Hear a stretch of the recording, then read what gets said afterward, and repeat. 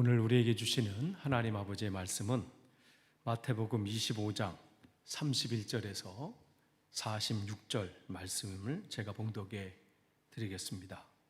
인자가 자기 영광으로 모든 천사와 함께 올 때에 자기 영광의 보좌에 앉으리니 모든 민족을 그 앞에 모으고 각각 구분하기를 목자가 양과 염소를 구분하는 것 같이 하여 양은 그 오른편에 염소는 왼편에 두리라. 그때 임금이 그 오른편에 있는 자들에게 이르시되 내 아버지께 복받을 자들이여 나와 창세로부터 너희를 위하여 예비된 나라를 상속받아라. 내가 줄일 때에 너희가 먹을 것을 주었고 목마를 때에 마시게 하였고 나그네 되었을 때 영접하였고 헐벗었을 때 옷을 입혔고 병들었을 때 돌아보았고 옥에 갇혔을 때 와서 보았느니라. 이에 의인들이 대답하여 이르되 주여 우리가 어느 때에 주께서 줄이신 것을 보고 음식을 대접하였으며 목마르신 것을 보고 마시게 하였나이까. 그 어느 때에 나그네 되신 것을 보고 영접하였으며 헐벗으신 것을 보고 옷 입혔나이까. 어느 때에 병드신 것이나 옥에 갇히신 것을 보고 가서 배웠나이까 하리니 임금이 대답하여 이르시되 내가 진실로 너희에게 이르노니 너희가 여기 내 형제 중에 지극히 작은 자 하나에게 한 것이 곧 내게 한 것이니라 하시고 또 왼편에 있는 자들에게 이르시되 저주를 받은 자들아 나를 떠나 마귀와 그 사자들을 위하여 예비된 영원한 불에 들어가라. 내가 줄일 때에 너희가 먹을 것을 주지 아니하였고 목마를 때에 마시게 하지 아니하였고 나그네 되었을 때 영접하지 아니하였고 헐벗었을 때 옷 입히지 아니하였고 병들었을 때 옥에 갇혔을 때에 돌보지 아니하였느니라 하시니 그들도 대답하여 이르되 주여 우리가 어느 때에 주께서 줄이신 것이나 목마른 것이나 나그네 되신 것이나 헐벗은 것이나 병드신 것이나 옥에 갇히신 것을 보고 공양하지 아니하더이까. 이에 임금이 대답하여 이르시되 내가 진실로 너희에게 이르노니 이 지극히 작은 자 하나에게 하지 아니한 것이 곧 내게 하지 아니한 것이라 하시리니 그들은 영벌에 의인들은 영생에 들어가리라 하시니라. 아멘. 우리가 이제 계속해서 이제 예수님의 비유 말씀을 지금 나누는데요. 우리가 세 복음서에 나온 거 살펴봤고 이제 마태복음과 누가복음에 공통적으로 나오는 걸 이제 살펴봤고 오늘은 이제 마태복음에 나오는 그 비유 이제 말씀인데 오늘은 이제 그 마지막입니다. 이제 오늘 이제 끝나면 이제 다음 주는 누가복음에만 나오는 이제 비유 또 말씀을 나누는데 오늘 마태복음에만 나오는 그 비유 중에서 마지막 최후 심판 비유 마태복음 오늘 25장 31절에서 46절 그 말씀을 오늘 나누면서 예수님 시대에는 이게 어떠한 내용이 어떠한 메시지를 이것을 전했고 그것이 초대교회 또한 마태가 초대교회에 어떠한 이 상황이 있었길래 이 또 비유를 또 마태복음에 기록했는지 그것을 이렇게 나누도록 하겠습니다. 이 비유는 이 최후 심판의 비유는 한 네 부분으로 나눌 수 있어요. 이 비유를 이렇게 보면 서론 부분이 이제 25장 31절입니다. 그래서 이제 주님께서 이제 보좌에 앉으시는 이런 부분들인데 이 부분은 마태복음의 다른 부분에서도 예수님의 그 재림에 관해서 또 말씀하면서 이러한 내용들을 언급하고 있어요. 그래서 마태복음 16장 27절에도 그렇습니다. 인자가 아버지의 영광으로 그 천사들과 함께 오리니 그때에 각 사람이 행한 대로 갚으리라. 그러니까 이거는 마태가 즐겨 사용하는 주님께서 오실 때에 어떠한 모습으로 오는지 그러한 내용들을 기록할 때 이 부분 서론 부분에 잘 사용하는 것이 이 부분입니다. 마태복음 19장 28절도 마찬가지고요. 그러니까 이런 부분 이제 소론이 된 다음에 그 다음에 이제 목자의 비유가 나와요. 오늘 이제 본문 그래서 양과 염소를 이제 구분한다. 그래서 모든 민족을 그 앞에 모으고 각각 구분하기를 목자가 양과 염소를 구분한 것 같이. 그래서 양은 오른편에, 염소는 왼편에 둔다. 그다음 이제 세 번째가 이제 부분들을 연결하는 거예요. 그래서 34절, 41절, 45절 이렇게 말씀 이제 보면 그때에 임금이 오른편에 있는 자니 이르시되 내 아버지께 복받을 자들이요 하면서 그 비유, 그러니까 마지막 결론 부분과 이 양과 염소의 그 비유를 연결시켜주는 그러한 부분이 이제 이렇게 볼 수 있고요. 끝으로는 이제 오른편과 왼편 이렇게 나누어서 말씀하시죠. 그래서 오른편에 있는 내가 줄일 때 너희들이 먹을 것을 줬다. 내가 감옥에 갇혔을 때, 옥에 갇혔을 때 나를 돌봤다. 반대로 이제 왼편에 있는 이들에게는 내가 줄일 때 너희들은 먹을 것을 주지 않았고 목마를 때 마시게 하지 않았고. 그러면서 이제 이 비유가 이렇게 이 오른편에 있는 그 이들과 임금이 대화하고 그 다음에 이제 그 대화가 끝나고 그 다음 왼편에 있는 이들과 그 임금님이 대화하는 그런 비유가 이렇게 네 부분으로 이렇게 단락을 나눌 수 있습니다. 그러면 우리가 지금 이 비유를 이제 쭉 보는데 특별히 이제 여기 보면 이제 목자 비유가 나와요. 그래서 이 최후의 심판의 비유를 얘기하면서 어떤 학자들은 이게 비유의 말씀이 맞나? 이렇게 이게 퀘스천을 하는 이들도 있어요. 왜냐하면 이 부분을 빼놓고서는 무슨 비유라기보다는 어떤 심판에 대한 직설적인 말씀이기 때문에 그러나 많은 경우가 이 부분 때문에 이것을 비유 부분에 포함시키고 있다는 거예요. 뭐 이 정도까지는 안 하셔도 되는데 그냥 참고로 하시라고 말씀을 드립니다. 어쨌든 이 비유를 이렇게 보는데 이거는 이 마태가 그래서 세 개 세트를 이렇게 넣어놓습니다. 여기서는 모든 민족을 그 앞에 각각 구분하기를 목자가 양과 염소를 구분하는 것 같이 이렇게 되어 있고요. 또 우리가 잘 아는 마태복음 13장 24절 이하에는 알곡과 가라지 비유가 나오죠. 그래서 곡식이 있고 가라지. 그러니까 계속해서 그때가 되면 주님은 나누신다는 거예요. 그러니까 근데 이 곡식과 가라지 비유도 우리가 나눴지만 마지막 때까지 놔두라 그렇게 말씀하시잖아요. 왜냐하면 그걸 뽑다가 가라지를 뽑다가 곡식까지 뽑게 되니까. 그러니까 마지막 때는 어쨌든 구분이 이루어진다 이렇게 말씀을 하세요. 그다음에 그물 비유를 통해서도 그물을 쳐서 잡지만 좋은 물고기와 그렇지 않은 물고기를 나눈다. 그 부분들을 계속해서 마태복음을 통해서 예수님이 그때가 되면 어떠한 모습으로 우리에게 말씀하실지를 계속해서 말해주는데요. 가라지 비유를 통해서 그러니까 다 한 번씩 마태는 건드려요. 그러니까 예수님께서는 건드셨어요.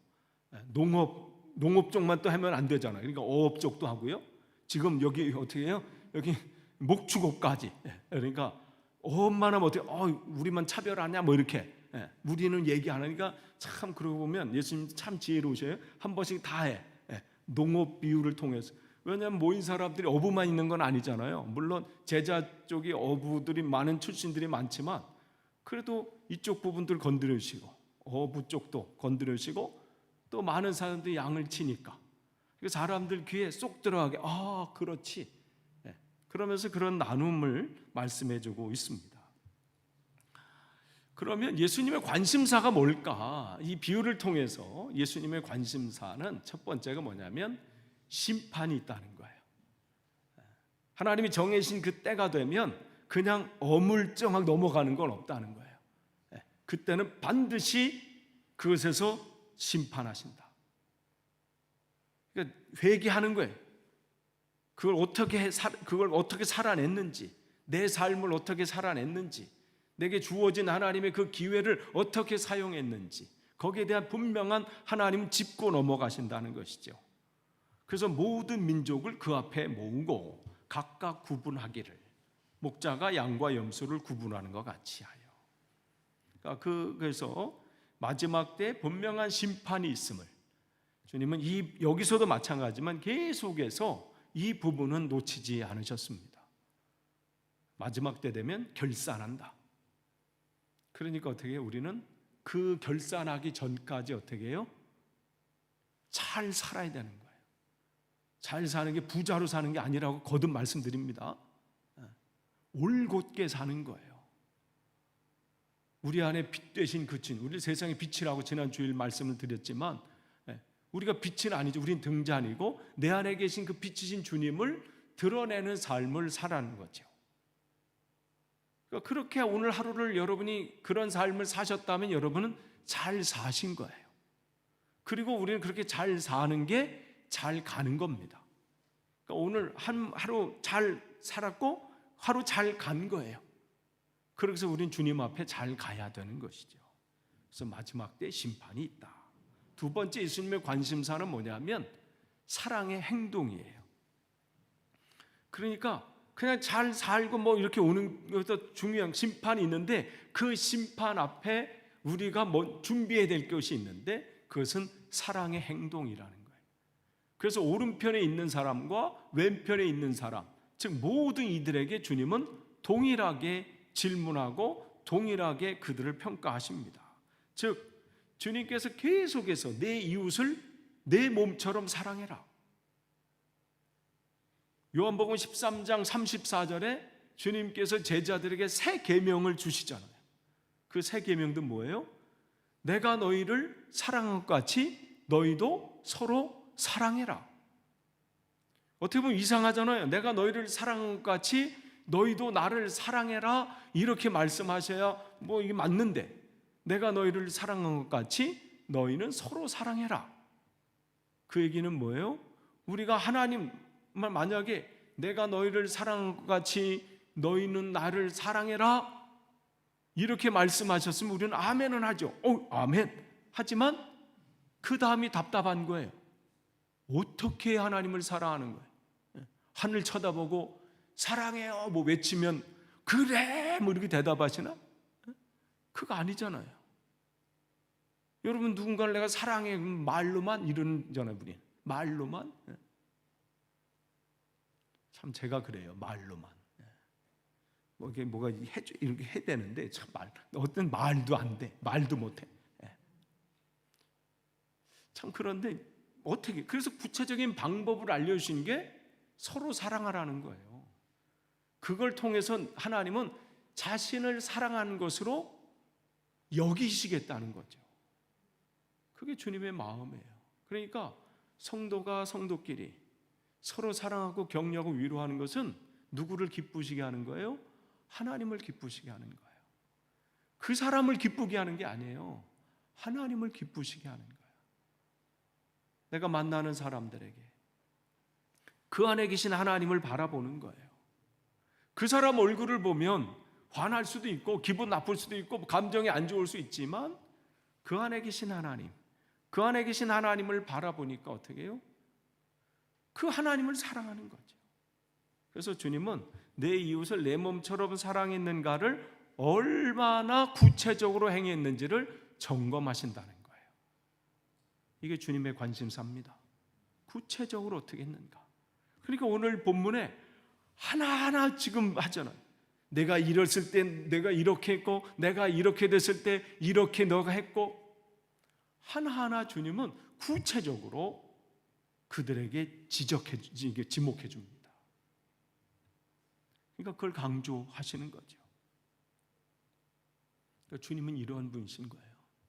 우리 하루하루의 삶에 정말 관심이 많으세요. 근데 그 삶이 그냥 허송세월하는 삶이 아니라 얼만큼 이웃을 사랑하는지, 내가 받은 그 하나님의 사랑을 얼만큼 이웃들에게 나타내는지 그것을 보여주고 우리에게 말씀해주고 있습니다. 그러면 이 비유 말씀을 통해서 그러면 이 초대교회 마태복음이 쓰여진 게 뭐 AD 한 60년에서 70년경 그 정도라면 지난번도 말씀드린 것처럼 그때 핍박이 어느 정도 강도가 막 세지고 있는 그때거든요. 정점이 한 100년쯤 이렇게 됐다면 이때도 굉장한 핍박들이 있었어요. 바울이 이제 잡혀서 처형당하는 그 즈음이고 히브리서가 70년 정도에 작성되는 그 시대가 정말 사람들이 예수를 그리스도로 고백해서 사자굴에 들어가기도 하고 사자의 밥이 되기도 하고 하지만 그 상황 가운데 배교하는 일들이 생기고요. 그러니까 히브리서는 그들을 격려하기 위해서 다시 한번 우리 믿음의 그 힘을 다시 발휘하자. 그러면서 그 한 것처럼 교회도 마찬가지죠. 그러한 상황 가운데 지금 이 마태는 이 초대교회 안에 어떠한 상황이 있길래 이 비유를 기록하고 있을까요? 그럼 먼저 마태의 관심사를 한번 볼 필요 있어요. 마태는 7개의 주님께서 다시 오심에 대한 것을 계속해서 비유로 말씀해 줘요. 사람들이 지금 흔들리고 믿음이 흔들리고 있는 때에 우리가 이 시대를 어떻게 살아야 되는지를 확실하게 그들에게 알리기 위해서 특별히 이 마태복음은 초대교회의 어쩜 신앙의 교과서 같은 역할을 한 것이 이 마태복음입니다.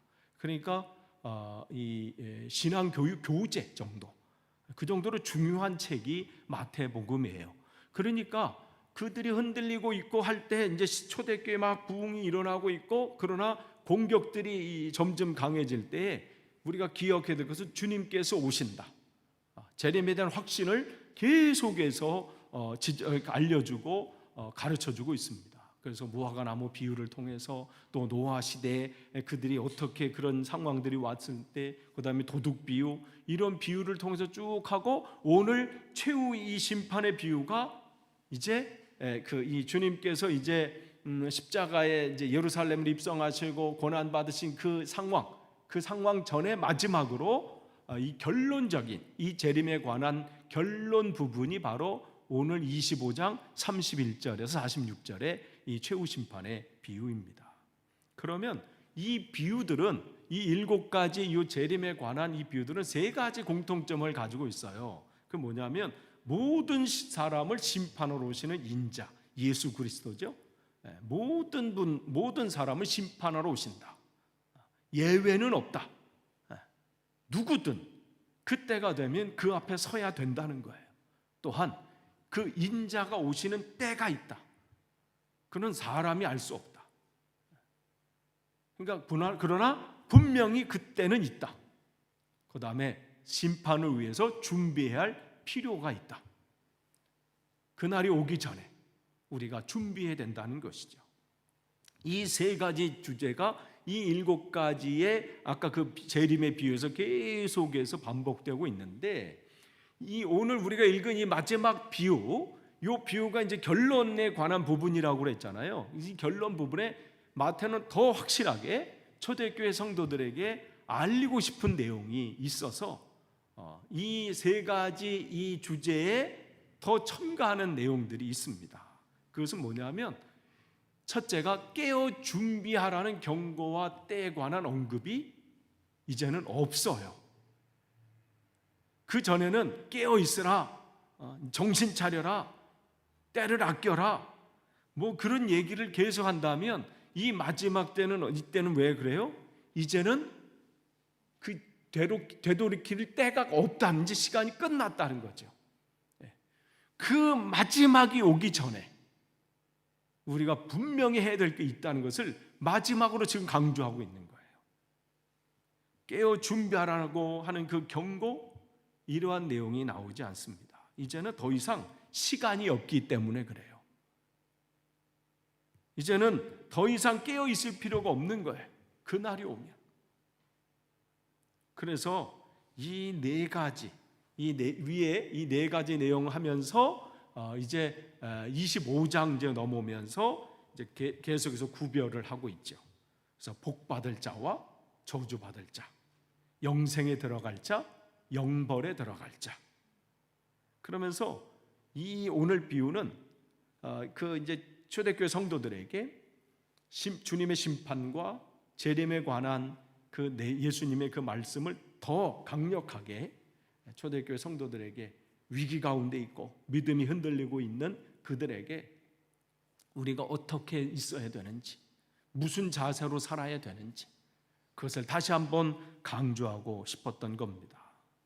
두 번째, 이 마태가 이 비유를 통해서 강조하고 있는 것은 행함을, 물론 예수님께서 하신 그 행함을 다시 한번 또 강조합니다. 근데 그것은 사랑의 행위의 그 강조, 이제 이 부분은 이제 결론과 요약 부분이에요. 마태복음 안에는 마태복음은 5가지 설교로 구성이 되어 있습니다. 그 설교가 있은 다음에는 거기에 관한 예수님의 어떠한 이적들, 그러한 것들이 이제 이렇게 이 쌍으로 이렇게 나와요. 그래서 이 5가지 설교가 중간중간 이렇게 뼈대를 이루고 그 사이사이에 예수님의 어떤 행적들, 기적들, 이러한 내용들이 이렇게 되어 있는 게 이제 마태복음의 내용인데, 이것은 교과서로 이제 세우기 때문에 사람들에게 주님이 말씀하시면 주님이 이 말씀에서 어떠한 행함을 하셨고 어떠한 기적을 행하셨는지를 이제 보여주는데, 첫 번째 5장에서 7장 내용이 제자로서의 삶은 어떠한 삶을 살아야 되는지, 그게 그 설교 내용이고, 그 다음에 사도직에 주님께서 제자들을, 즉 사도를 뽑은 거죠. 그 제자들을 뽑아서 그들에게 이제 하나님의 사명을 맡기시죠. 그 다음에 13장에는 천국의 비유, 그 다음에 18장에는 교회의 질서, 즉 성도 간의 그 관계는 어떠해야 되는지, 용서하는 삶을 살고 용납하고 뭐 이러한 삶들. 그 다음에 23장에서 오늘 여기 25장 46절 끝까지는 종말과 심판에 관한 그 설교들을 이렇게 쭉 말씀해주고 있습니다. 그런데 이 설교 끝에는 뭘로 끝나냐면 행함이 있어야 된다, 이걸로 다 설교가 끝나요. 그래서 7장 끝에도 그 건축자 그 비유를 해서 너희들이 이 말씀을 듣고 이 말씀대로 행하는 자는 어떻게 해요? 반석 위에 집을 짓는 사람과 같다. 근데 행하지 않으면 어떻게? 모래 위에 지은 사람과 같다. 그러니까 모든 설교 끝에는 행함을 강조하고 있는 거예요. 그러니까 믿음과 행함은 떨어질 수 없는 거예요. 나는 예수님을 믿는데 나는 그렇게 못 살아가 아니죠. 그렇게 살아야 되는 거예요. 왜요? 내 안에 그 주님을 믿는 믿음이 있기 때문에. 그러니까 우리가 날마다 어떻게 해요? 나는 죽어야 되는 거예요. 죽어야 주님이 사셔요. 내가 살아있으면요, 주님은 여전히 내 안에서 능력이 없으셔가 아니라 그때를 기다리시는 거예요. 그래서 나는 죽고 예수 사는 삶을 살아야 되는 거예요. 그게 빛을 드러내는 삶입니다. 그래서 누구든지 나의 이 말을 듣고 행하는 자는, 그래서 7장 24절 그렇게 첫 번째 설교 끝나죠. 또 이 10장의 그 사도직의 제자들을 이렇게 불러서 그 12제자들을 이렇게 말씀하실 때도 그 말씀하시죠. 누구든지 제자의 이름으로 작은 자 중에 하나에게 냉수한 그릇이라고 주는 자는 내가 진실로 너에게 이르는 그 사람이 결단코 상을 잃지 아니하리라. 그러니까 끝에도 결국은 그렇게 말씀을 하세요. 천국 비유도 13장에는 천국 비유도 마찬가지예요. 저기 곳간에서 낡은 것과 새 것을 꺼내서, 그게 강조돼요.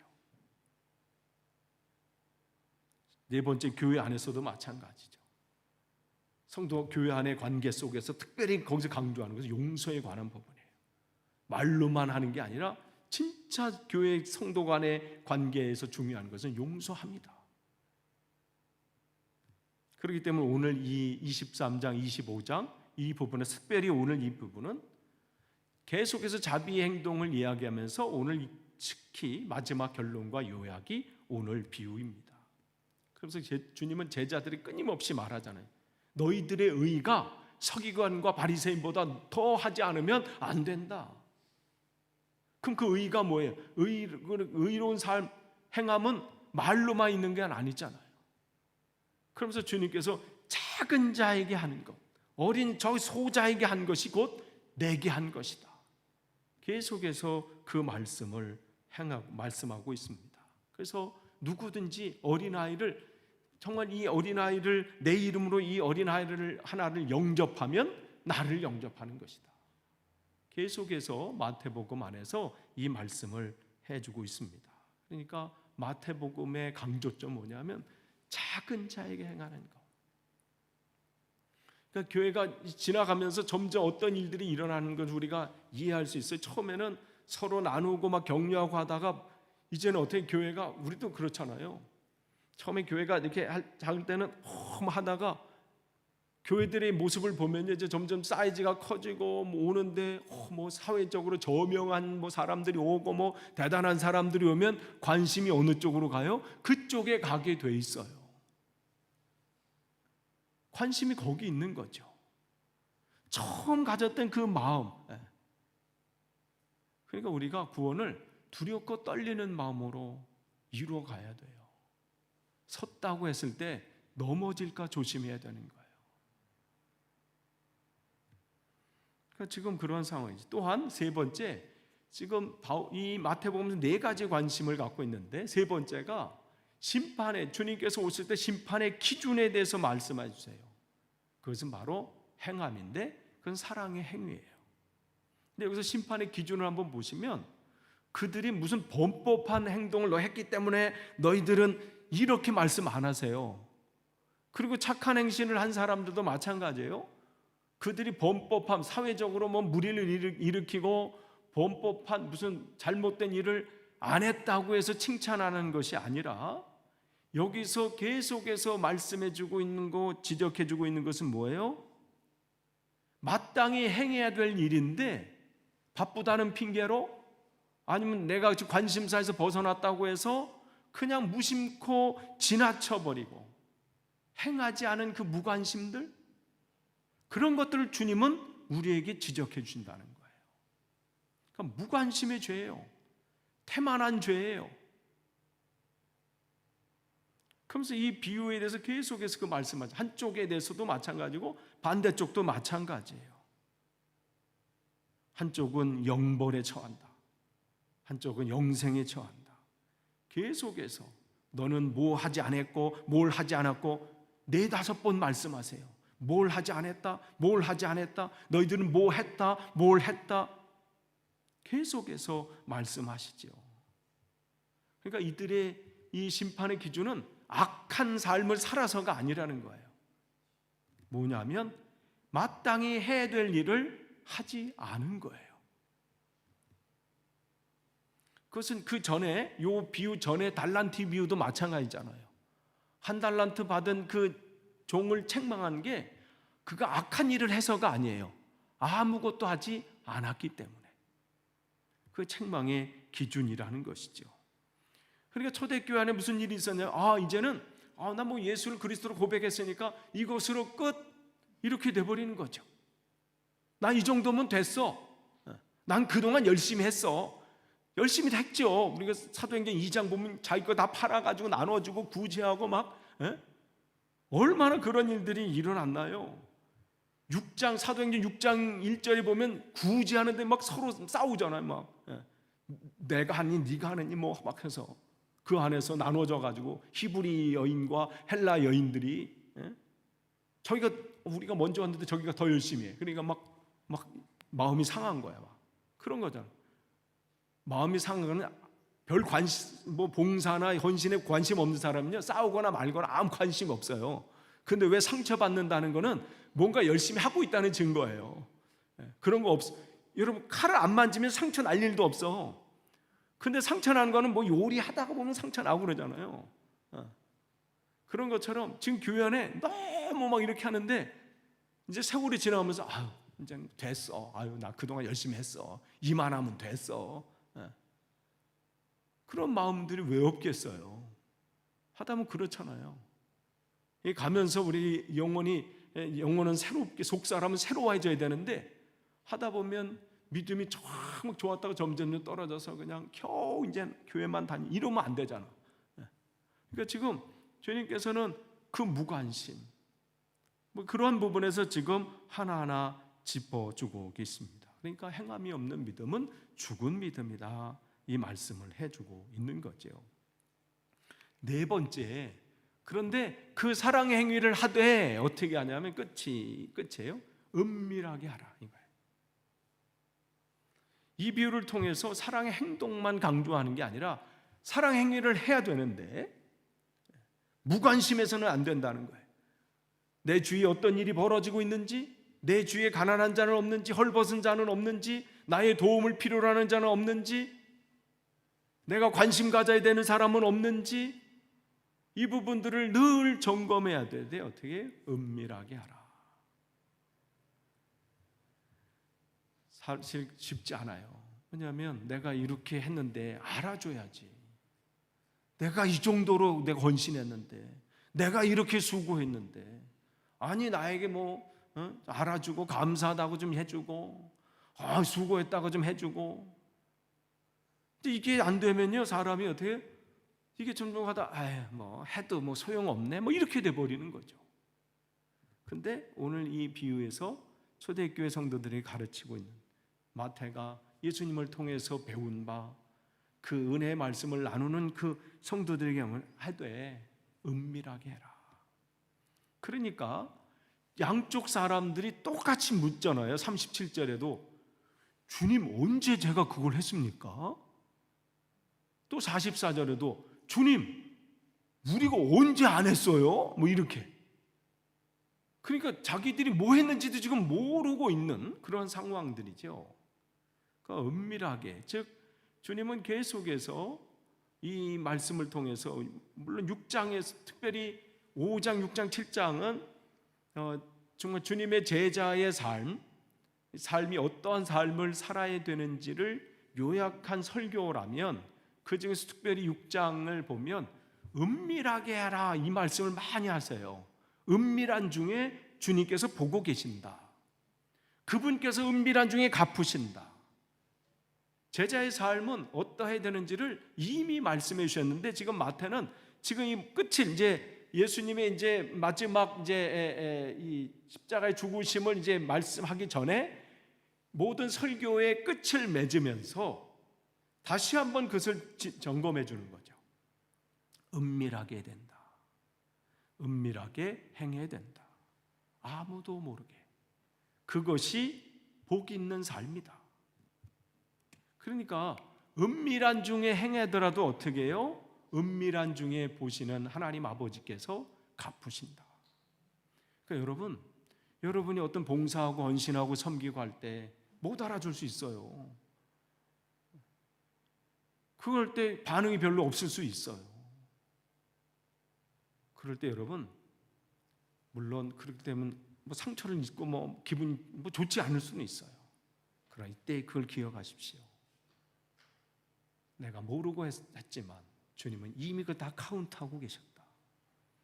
그래서 이미 주님은 보고 계셨다. 내가 언제 그랬나요? 내가 언제 먹을 걸 드리고, 언제 물을 드시게, 목마를 해결하게 하시고, 옥에 갇힌 자를 돌보고, 내가 언제요? 정말 보잘것없는 얘기한 것이 곧 나에게 한 것이다. 그 얘기는 뭐예요? 주님은 가장 보잘것없는 그 사람 가운데 계시다는 거예요. 내가 행하고 있는 하고 있는 것이 드러내놓지, 이게 내가 해야 뭐 별거 거기서 아무것도 올 것도 없는데,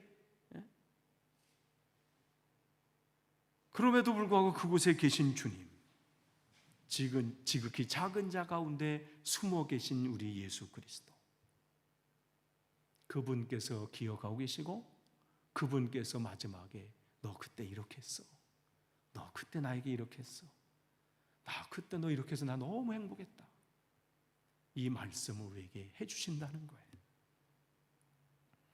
사랑의 행동이 귀하고 소중하지만 더 소중한 것은 은밀하게, 누가 알아주든 안 알아주든, 그 가치를 알아주든 안 알아주든, 내게 그 마음을 주셨으면 그 마음을 그냥 주는 것으로 끝나는 거예요. 반응을 기대하지 마세요. 그럼 상은 이미 내가 받은 거예요. 반응을 기대하지 마세요. 그냥 흘려보내세요.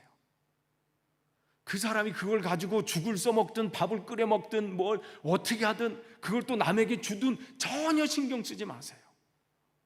어느 분은 또 그런 게 있어요. 내가 이렇게 줬는데 그걸 남 주면 뭐야? 그것까지도 나는 주는 걸로 끝나는 거예요. 그럼 그걸 기억하세요. 오죽하게 해서 그분이 다른 분에게 뭔가 주고 싶은 마음 있는데 가진 게 없어서, 나도 누군가에게 선물을 주고 싶은데 줄 것이 없어서 고민하고 있는데 어느 분이 나에게 선물 줬을 때 이걸 가지고 나도 베푸는 삶을 살고 싶은데 할 수 없었을 때 그걸 받아서 준 걸 수도 있잖아요. 그러면 여러분은 더 큰 은혜를 베푼 거예요. 그러니까 누구 베풀 때는요, 그냥 주는 걸로, 그분이 그걸 뭐 죽을 써먹든 밥을 해먹든 뭐든 전혀 신경 쓰지 마세요. 제발. 그걸 뭐 했나 저서 이러면 힘들어져. 그냥 흘러가면요 끝이야. 딴 데 보세요. 또 누구 줄 사람 없나 이렇게. 그 사람이 뭐 하나가 아니라 흘려버려요. 그러면 주님은 그 가운데 계신 주님이 다 카운트하잖아요. 오늘 너 그거 했고 이거 했고 이거 했고 아유 내가 언제요? 주님은 공짜가 없으시잖아. 다 끝을 맺습니다. 이 시대를 살아가는 우리들 또 우리 교회가 어떠한 삶을 살아야 되는지 오늘 마태복음을 통해서 다시 한번 점검해 주십니다. 주님은 때가 되신 반드시 오십니다. 그런데 그 오신 분께서 우리와 계산하십니다. 그 계산은 다른 게 아니라 사랑의 행위를 했는지, 그것은 어떤 다른 것이 아니라 내가 마땅히 행해야 될 일이에요. 관심을 갖는 것, 돌보는 것, 섬기는 것, 구제하는 것, 사랑을 베푸는 거예요.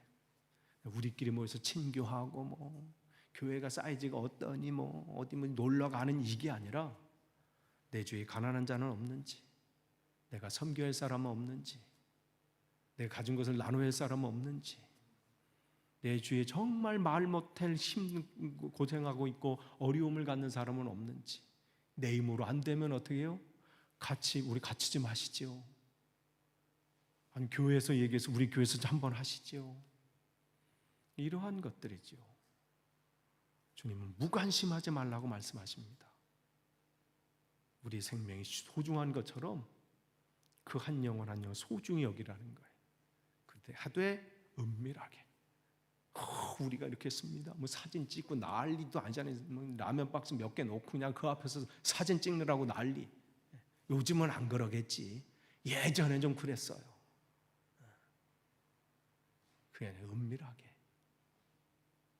아무쪼록 우리 교회가 그렇게 주님 앞에 온전히 쓰임받는 교회 되기를 축원합니다. 기도하겠습니다. 하나님 감사합니다. 오늘 또 주님의 말씀을 주셔서 감사합니다. 이 말씀은 우리가 다시 한번 붙잡고 이 시대에 우리 교회가 어떻게 서야 될지, 또 내가 어떠한 모습으로 서야 될지 다시 한번 결단하는 시간 되게 도와주옵소서. 예수님의 이름으로 기도하옵나이다. 아멘.